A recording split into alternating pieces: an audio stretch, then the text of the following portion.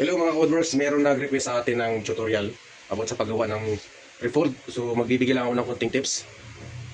So ito yung gagawin kong refold. Ang gamit ko ay plyboard, 3/4 na plyboard. So ito yung ating router. Ayan. So dahil ito ay 4x8, ang sukat nito, ito yung center. 4x8. 4 ang lapad, so kukuha tayo ng sentro. Kukuha tayo ng 2 kalahati. Ganon din dito, magmula dito is 2, pinaka-sentro. Yan. So ito yung guide na gagamitin natin. Meron na po yung butas. Ayan. Pagmula dito, kasunod, 1 inches yan ang distansya niya. Right? Meron na yan siyang butas. Yan. Ito nga pala, ang gamit ko ay ang gamit kong bit. Ito po siya. So mahirap mag-video. Kulang. Ayan o. Ayan, focus ko. Yan, nakabi. Yan po siya. So kailangan natin itusok tong butas dyan sa pako na nakabaon. Yan po. Nakatusok mo siya. So itong guide ay plywood lang po ito. DIY ko lang po siya. So itong router, naka-screw po yan dito. Yan o.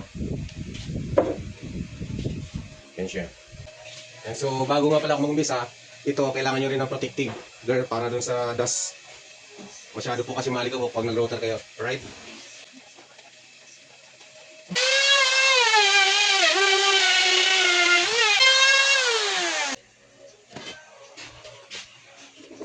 Oh, ayan. Ayan guys, ayan na siya oh. Yan. So, sa sunod tayo pangalawa, lilipat lang to. Lilipat na yung sa butas. Ayan.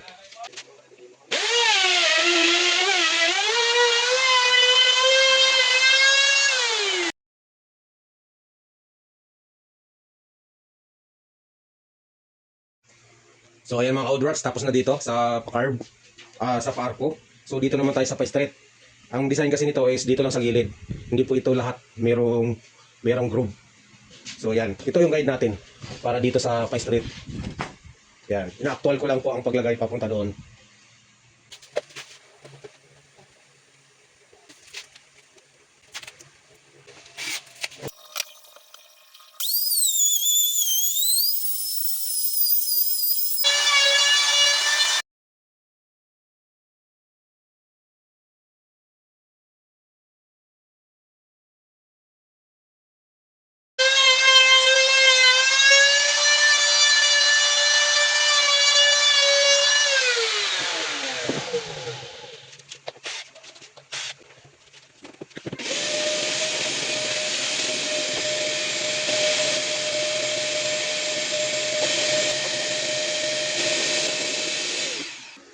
Alright, ito na siya guys. Oh, magkadugtong na siya.